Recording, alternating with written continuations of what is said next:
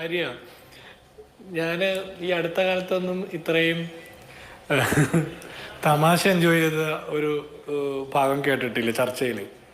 ഇവർക്ക് തൃപ്തിയില്ലെങ്കിൽ ഇവർ ഞങ്ങളോട് പരാതിപ്പെട്ടിട്ട് എന്താ കാര്യം? ഞങ്ങൾ എന്താ ചെയ്ത്? ഇവർ ഈ മഴക്കാർ കാണുമ്പോൾ വി ഡി സതീശനെയും കേരളത്തിലെ UDF സർക്കാരിനെയും കോൺഗ്രസിനെയും കുറ്റം പറയാതെ നിങ്ങൾ ആ ജെമിനിയോട് ചോദിക്കുന്നേ. കഴിഞ്ഞ ദിവസം ആധികാരികമായിട്ട് ജെമിനിയോട് ചോദിച്ച് കാര്യങ്ങൾ കണ്ടെത്തി തന്നില്ലേ തോമസ് ഐസക്?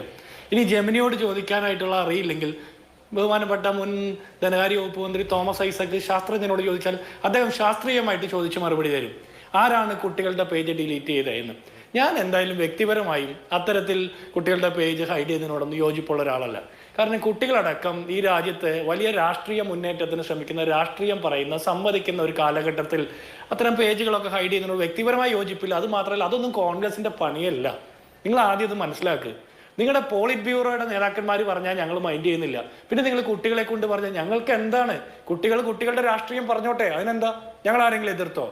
എനിക്ക് തോന്നുന്നു ആ പേജ് പൂട്ടിപ്പോകാനുള്ള കാരണം അതിന്റെ താഴെ പോയി മുൻ മുഖ്യമന്ത്രി പ്രതിപക്ഷ നേതാവ് പിണറായി വിജയൻ ഒരു കമന്റ് ഇട്ടു. അദ്ദേഹം കമന്റ് ഇട്ടപ്പോൾ തന്നെ ഡിം എന്ന് പറഞ്ഞ് തീർന്നു പോയതാകാൻ സാധ്യതയുള്ളൂ. അദ്ദേഹം എവിടെ ഇടപെട്ടാലും ഇതാണ് സംഭവിക്കുക. അതിന് ഞങ്ങളുടെ മക്കിട്ട് കയറിയിട്ട് എന്താ കാര്യം? ഞങ്ങൾ നിങ്ങളെ വല്ലതും ചെയ്തോ? ഇനി നിങ്ങൾ പറയുന്നത് ആരുടെയൊക്കെ ചാനലിന്റെ കാർഡ് പോയെന്ന്. വി ഡി സതീശൻ മുഖ്യമന്ത്രി ആയതിനു ശേഷം അദ്ദേഹത്തെ വിമർശിച്ച് പോസ്റ്റ് ഇടാത്ത, കാർഡ് ഇടാത്ത ഏതെങ്കിലും ഒരു ചാനൽ കേരളത്തിലുണ്ടോ? ഏതെങ്കിലും ഒരു ചാനൽ? അപ്പൊ മുഖ്യധാര മാധ്യമങ്ങൾ, ഒട്ടുമിക്ക മാധ്യമങ്ങളും ബഹുമാനപ്പെട്ട മുഖ്യമന്ത്രിക്കെതിരെ പോസ്റ്റ് ഇടാറുണ്ട്, കാർഡ് ഇടാറുണ്ട്. അതുപോലെ തന്നെ പത്രങ്ങൾ വാർത്ത ഇടാറുണ്ട്. നിങ്ങൾ തന്നെ എത്രയോ പോസ്റ്റും കമന്റും ഇടുന്നു. നിങ്ങൾ എത്രയോ വാർത്തകൾ പറയുന്നു. നിങ്ങൾ എത്രയോ റീൽസ് ഉണ്ടാക്കുന്നു. ഇതെല്ലാം പൂട്ടിക്കുന്നുണ്ടോ? ഞങ്ങൾക്ക് അതൊന്നും അല്ല പണി. നിങ്ങൾക്ക് ഇത് മനസ്സിലാകുന്നില്ല. എല്ലാവരും നിങ്ങളുടെ പോലത്തെ പണിയാണെന്ന് വിചാരിക്കില്ലേ? മുഖ്യമന്ത്രിയെ വിമർശിച്ചതിന്റെ പേരിൽ പേജ് പൂട്ടിക്കളഞ്ഞു, അല്ലെങ്കിൽ പോസ്റ്റ് ഡിലീറ്റ് ചെയ്തു എന്നൊക്കെ പറയാൻ. പണ്ട് പിണറായി വിജയനെ വിമർശിച്ചതിന്റെ പേരിലേ അറസ്റ്റ് ചെയ്ത് അകത്തിട്ടിട്ടുണ്ട്, ഫേസ്ബുക്കിൽ കമന്റ് ഇട്ടതിന്റെ പേരിൽ. മനസ്സിലായില്ലേ?